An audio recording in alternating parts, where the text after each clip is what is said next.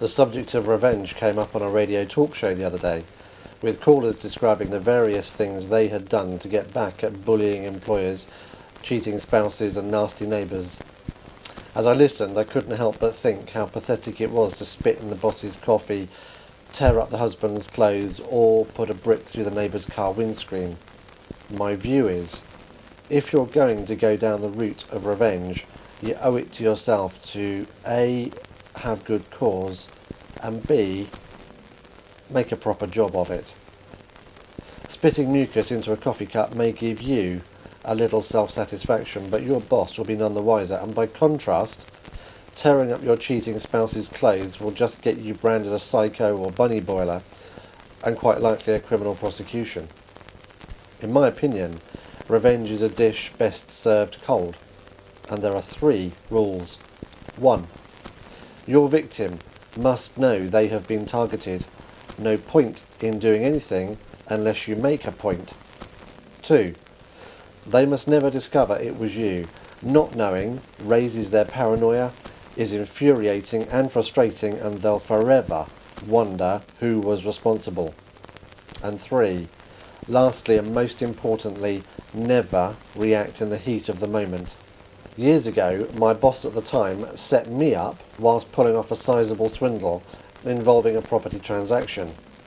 In the event his plan was revealed, he had covered himself by forging my signature on key documents and setting up the associated paperwork in my name. I only discovered the plot by chance when he left several pages of his file on the photocopier by mistake. I remember pressing the start button and taking a copy for myself, and later, reading it through, thought I would go to jail if the whole deception came out. I was 25, had a new wife and large mortgage, and I was too scared to open my mouth. It was like this. Working as an estate agent at the time, my boss was selling a repossessed property on behalf of a bank. Cutting a long story short, he managed to convince them into accepting a fake offer vastly below the asking price after already finding a real buyer prepared to pay £40,000 more, then flipping the transfer deed on exchange of contracts and sharing the £40,000 difference between himself and the crooked solicitor he brought on board to handle the transaction. He was defrauding the bank and the evicted homeowner, who would have benefited from any excess equity left after the bank had taken back what was owed to them. For several weeks after my discovery, I remained quiet until the worry got the better of me and I had it out with my boss. Not completely certain what was going on, but fairly sure it was wrong. The paperwork appeared to show the bank was selling the property to a buyer, the crooked solicitor, at $125,000, who was then selling it to the real buyer at $165,000. My outburst cost not only my job, but when I started looking for another estate agency position in town, I heard my boss had already spread so many rumours that he had sacked me for misconduct, that I was untrustworthy and such a poor salesman, that I eventually had to move 15 miles away to another town to get work.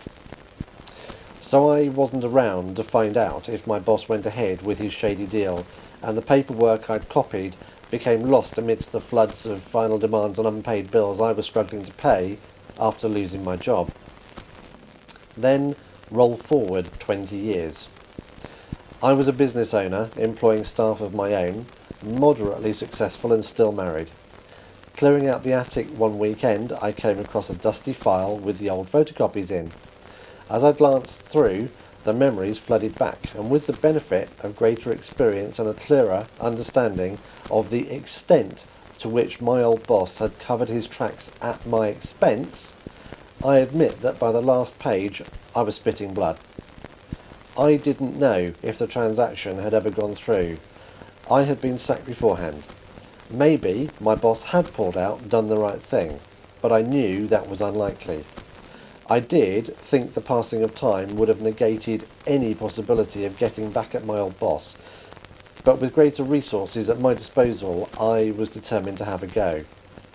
I started by finding out where the damn property actually was, then by knocking the door, in the remote hope the same owner still lived there. It would have saved a lot of time. Eventually, I used the internet, the local council's register of electors and various other means to track back. I learned the buyers, who had paid the £165,000, had divorced and moved away, and the bank had changed hands, but I did discover the name of the original owner, the person who had originally been evicted by the bank. I made contact, and during the course of several meetings went through the scant details I had, showed him the paperwork, which was half a dozen pages from what would have been a larger file, and left it with him. He, Mark, was understandably sceptical at first, but as realisation dawned, became increasingly furious. We worked out that had my boss acted honestly, Mark and his family would have received between £25,000 to £30,000 from the sale, enough to invest in a fresh start. As it was, he told me, the fact the property sold below the value of the mortgage owed to the bank, the fact the bank pursued him for the difference, and the stress of the whole matter cost him his marriage and left him penniless and at one point living in a homeless hostel. I gave Mark enough information to go back to my old boss, who, still in business and faced with exposure to the press, if not legal proceedings, agreed to settle. Okay, perhaps it wasn't as easy as all that. Perhaps there was a little bullying as well. There was one point where my old boss cowered in the corner, but all the better. Mark accepted a payment of £50,000. As for me, I didn't want or need anything but the satisfaction.